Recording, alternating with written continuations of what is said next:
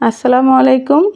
আজকে আমি তৈরি করে দেখাবো কোরবানির যে মাংস, হাড়, চর্বি, কিছু মাংস মানে সব কিছু মিলিয়ে লাউ দিয়ে রান্না করে দেখাবো। আর এটা কিন্তু ফ্রেশ খেতে অনেক মজা লাগে। তো চলুন দেখে নিই আজকের রেসিপিটি। এখানে প্রায় 1 কেজির উপরে মাংস নিয়েছি। 1 কেজির উপরে এই জন্য ওয়েটটা বেশি লাগতেছে। এখানে হাড় আছে, চর্বি আছে, তারপর কিছু সলিড গোশও আছে। তো সব কিছু মিলিয়ে আর কি এগুলা। আর এখানে নিলাম লাউটা আমি গোল গোল করে কেটে নিয়েছি। লাউটা ছিল একদম ফ্রেশ। তো চলুন মূল রান্নায় চলে যাই। প্যানে তেল দিয়ে দিলাম আমি 1/2 কাপ, আর দিয়ে দিলাম কিছু গোটা মশলা যেমন তেজপাতা, দারচিনি, এলাচ 2-3 টুকরা করে। দিয়ে দিলাম আমি 1/2 কাপ পেঁয়াজ কুচি। পেঁয়াজটাকে আমি ভালো করে ভেজে নেব।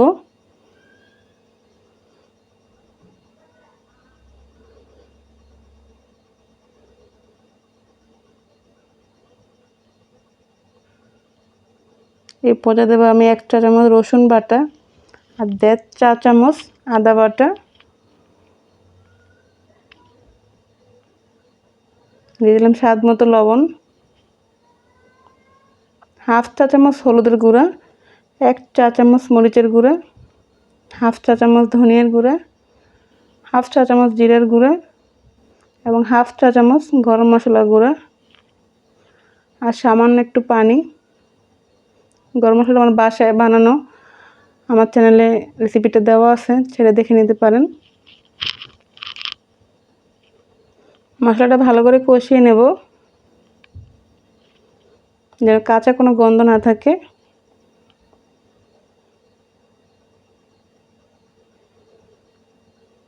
উপরে তেল বেশি গেছে, তার মানে মশলাটাও কিন্তু কষানো হয়ে গেছে। এরপর আমি মাংসগুলো দিয়ে দেব। আর এটা কিন্তু যেহেতু আমাদের কোরবানির সময় আমাদের ঘরে প্রচুর মাংস থাকে, তো আমরা ওখান থেকে কিছু মাংস আলাদা করে রাখতে পারি লাউ দিয়ে রান্না করার জন্য। তখন কিন্তু চর্বি মাংস বা হাড় সব কিছু মিলিয়েই থাকে আমাদের কাছে। এটা এখন কষানোর জন্য রেখে দেব ঢাকনা দিয়ে ঢেকে।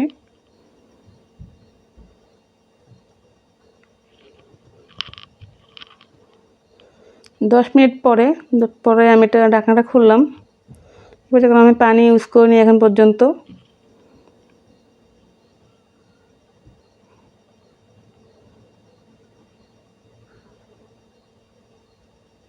এখন দিয়ে দেবো 2 কাপ গরম পানি। সাইজটা একটু বড় হাড়ের, টাইম লাগবে সিদ্ধ হতে। এবার আমি আবার ঢাকনাতে ঢেকে রাখবো।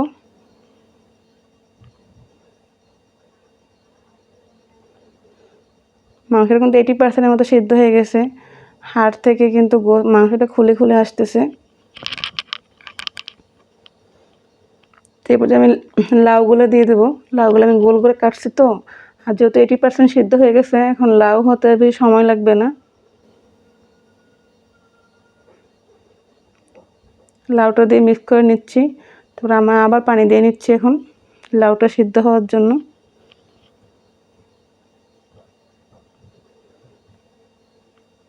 এখন ঢাকনাতে ঢেকে রাখবো।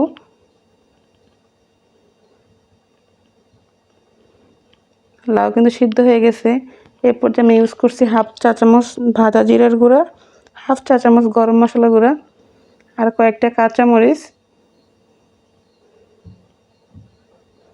কাঁচামরিচ আমি আস্ত দিয়েছি এবং মাঝখানে কেটে দিয়েছি।